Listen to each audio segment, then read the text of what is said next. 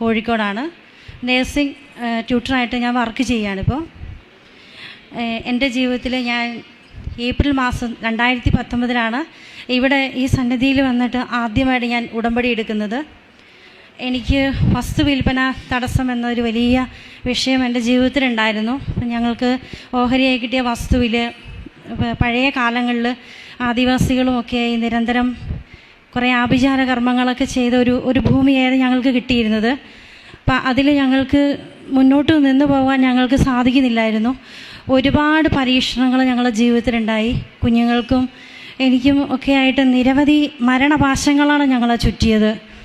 ചുരുക്കത്തിൽ അത്രയേ പറയാൻ കഴിയുമോ. അതിനുമാത്രം കഠിനമായ പീഡകൾ ഞങ്ങളുടെ ശരീരത്തിലും ആത്മാവിലും മനസ്സിലും ഉണ്ടായിട്ടുണ്ട്. എല്ലാ വൈദികരും തന്നെ ഞങ്ങളോട് എത്രയും പെട്ടെന്ന് ആ വസ്തുവിൽ നിന്ന് മാറി താമസിക്കാനാണ് ഞങ്ങളോട് പറഞ്ഞത്. എല്ലാവരും തന്നെ ഞങ്ങളെ ഉപേക്ഷിച്ചതായിരുന്നു. അതായിരുന്നു സത്യം. ആദ്യമായി തന്നെ എൻ്റെ പരിശുദ്ധ അമ്മയ്ക്ക് 1000 നന്ദി ഞാൻ പറയുന്നു. ദൈവകൽപ്പനകളെ അലംഘനീയമാക്കിയ വിശുദ്ധ പ്രമാണമേ സ്വസ്തി. സത്യം പറഞ്ഞ ഈ ഉടമ്പടി എടുത്ത അന്ന് മുതൽ ദൈവകൽപ്പനകൾ 10 എണ്ണമുണ്ട്. അത് 10 എണ്ണവും തെറ്റാതെ നമുക്ക് പാലിക്കാനുള്ള കൃപയാണ് അമ്മ നമുക്ക് തന്നുകൊണ്ടിരിക്കുന്നത്. സത്യം പറ അന്ന് മുതൽ നിരന്തരം പള്ളിയിൽ പോകാനും പ്രാർത്ഥിക്കാനും ലോക്ക്ഡൗണിൻ്റെ സമയത്ത് പോലും അമ്മ കൃപ തന്നു. നിരന്തരമായി ബലിയർപ്പിക്കാനുള്ള കൃപ തരണേ എന്ന് ഞാൻ വെറുതെ പറഞ്ഞിട്ടുള്ളൂ അമ്മേനോട്. ഉടമ്പടി വെച്ച 6 നിയോഗങ്ങളിൽ 5 എണ്ണവും എനിക്ക് സാധിച്ചു തന്നു. അതിലേറ്റവും വലുത് കടഭാരം എന്ന് പറഞ്ഞാൽ എനിക്ക് ഒന്നും തികയാത്തൊരവസ്ഥയായിരുന്നു.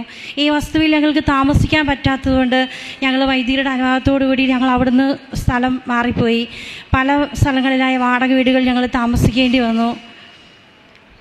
ഏകദേശം 6 വർഷത്തോളം ഞങ്ങൾ താമസിച്ചു.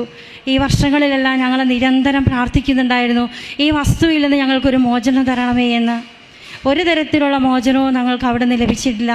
ഒരു തരത്തിലുള്ള ആശ്വാസവും ഞങ്ങൾ ഈ ലോകത്തിൻ്റെ ഏത് കോണിൽ പോയിട്ട് ഞങ്ങൾക്ക് ലഭിച്ചിട്ടില്ല. അവസാനം ഇവിടെ വന്ന് ഉടമ്പടി എടുത്തതിന് ശേഷവും എൻ്റെ ശരീരത്തിൽ അസാധാരണമായ വേദനകളും പ്രശ്നങ്ങളും എല്ലാം ഉണ്ടായിരുന്നു. എങ്കിലും ഞാൻ നിരാശപ്പെടാതെ ഇവിടെ നിന്ന് അമ്മയുടെ ആ മുമ്പിലുള്ള മണ്ണിൻ്റെ അല്പം എടുത്തുകൊണ്ട് പോയി വിശ്വാസത്തോടു കൂടി ഞാൻ പ്രാർത്ഥിച്ചു. കാരണം അമ്മയ്ക്കെല്ലാം സാധ്യമാണ്. അമ്മ ദൈവത്തിൻ്റെ പരിശുദ്ധമായ ജ്ഞാനമാണ് എന്ന് ഞാൻ തിരിച്ചറിഞ്ഞു. ഈ വിശ്വാസം ഞാൻ ഉറച്ചു പ്രാർത്ഥിച്ചു. എൻ്റെ കടഭാരം മാറാനായി അമ്മ എൻ്റെ ചെവിയിൽ ഒരു വചനം പറഞ്ഞു തന്നു. കർത്താവിൻ്റെ അനുഗ്രഹം സമ്പത്ത് വർദ്ധിപ്പിക്കുന്നു, അവിടുന്ന് അതിൽ ദുഃഖം കലർത്തുന്നില്ല. ഇതിങ്ങനെ പ്രാർത്ഥിച്ച് ഉരുവിട്ടുകൊണ്ട് നടക്കാൻ എന്നോട് അമ്മ പറഞ്ഞു. ഞാനതിങ്ങനെ എപ്പോഴും ഓർക്കുമ്പോഴെല്ലാം നടക്കുമ്പോഴും പോകുമ്പോഴെല്ലാം പറഞ്ഞുകൊണ്ടിരുന്നു.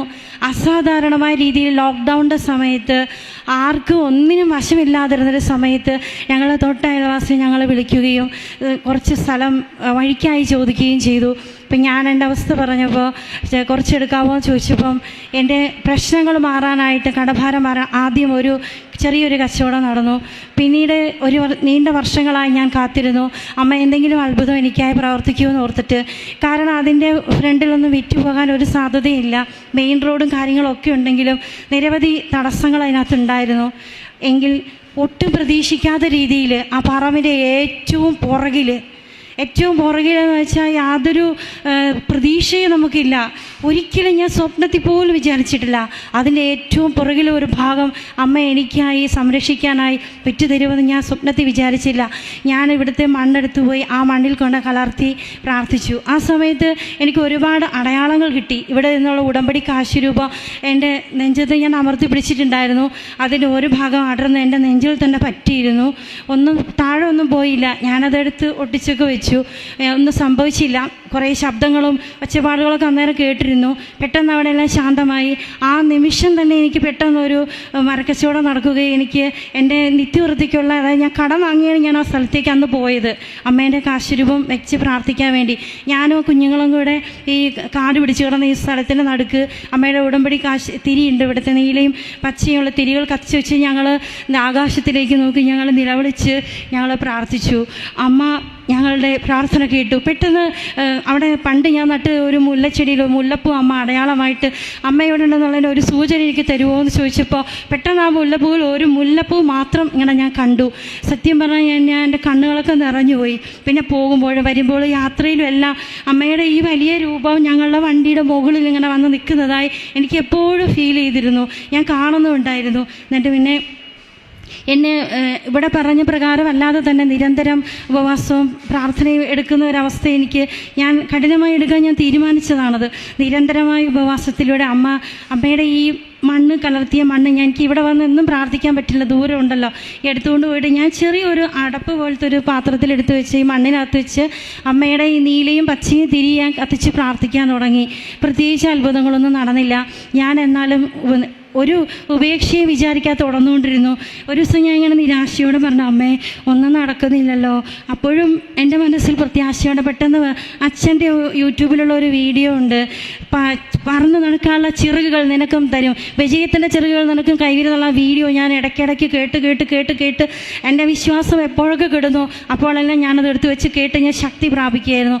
അങ്ങനെ ഒരു ദിവസം അതിരാവിലെ 5:30 ഇത് കത്തിച്ച് വെച്ച് പ്രാർത്ഥിച്ചപ്പോൾ അസാധാരണമായ രീതിയിൽ പച്ച മണ്ണിൻ്റെ നടുക്ക് നിന്ന് ഒരു ദീപനാളം തെളിഞ്ഞു വന്നു. അതിൻ്റെ എല്ലാ ചിത്രീകരണങ്ങളും ഫോട്ടോസും ഇവിടെയുണ്ട്. ഞാനതെല്ലാം ഇവിടെ ഏൽപ്പിച്ചിട്ടുണ്ട്. ലോക്ക്ഡൗണിൻ്റെ സമയത്ത് ഇവിടെ വന്ന് ഞാൻ വാട്സപ്പിലൂടെ ഇവിടെ വന്ന് ഞാൻ സാക്ഷ്യം പറഞ്ഞിട്ടുള്ളതാണ്. അമ്മയുടെ സന്നിധിയിൽ എനിക്ക് ഇവിടെ വന്ന് സാക്ഷ്യം പറയാനായിട്ട് എൻ്റെ അമ്മ എന്നെ അനുഗ്രഹിച്ചതിനൊരായിരം നന്ദി പറയുന്നു. ഈ ഒരു ദീപനാളം തെളിഞ്ഞത് പിന്നീട് അത് 2 എണ്ണമായി, പിന്നീട് 3 എണ്ണമായി, പിന്നീട് അത് ആളിക്കത്തി. ഞാൻ അത്ഭുതത്തോടുകൂടി നോക്കി നിന്ന് അമ്മയെ സ്തുതിച്ചുകൊണ്ട് ഇതിൻ്റെ ചിത്രങ്ങൾ ഞാൻ പകർത്തി. എന്തോ അത്ഭുതമാണെന്ന് എനിക്ക് മനസ്സിലായി.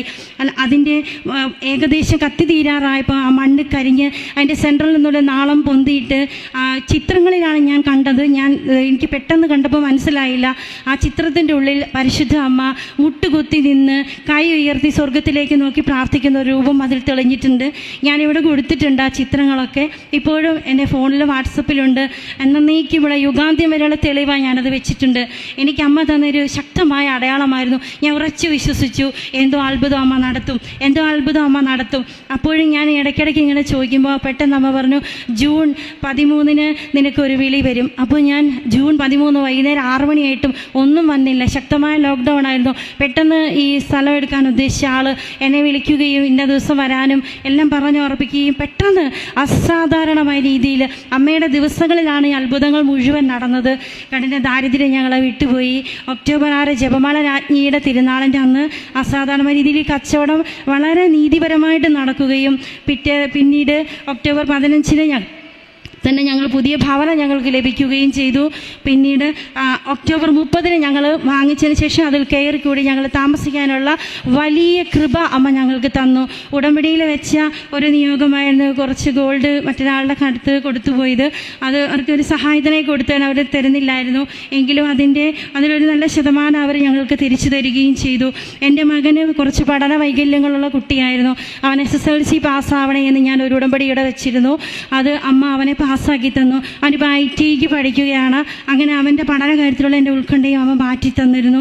പിന്നെ ഞങ്ങൾക്ക് എല്ലാറ്റിലും ഉപരി അമ്മയോട് എന്നെന്നും ഞങ്ങൾ അമ്മയുടെ കാൽപ്പാദത്തിൽ അടിയാട്ടികളാണ്. ഞങ്ങൾ അമ്മയുടെ അടിമ മാത്രമാണെന്ന് ഞങ്ങൾ ഞങ്ങൾ വിശ്വസിക്കുന്നു.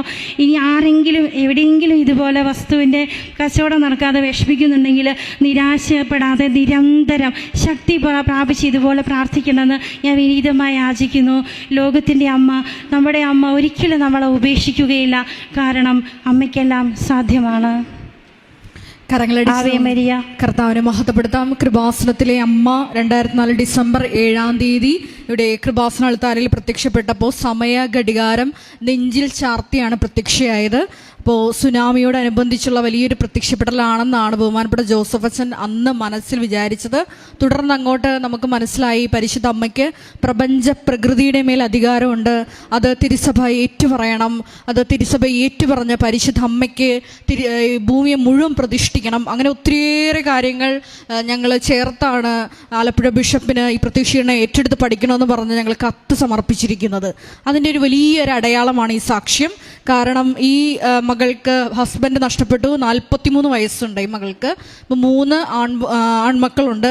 അപ്പോൾ കടഭാരത്താൽ മുങ്ങി, അതായത് കടുത്ത ദാരിദ്ര്യത്തിലാണ് കൃപാസനത്തിലോട്ട് ഈ മകളെ 2 കൊല്ലം മുമ്പ് ഒരു ഏപ്രിൽ മാസം 10/4/2019 കൃപാസനത്തിൽ വന്ന് ഉടമ്പടി എടുക്കുന്നത്.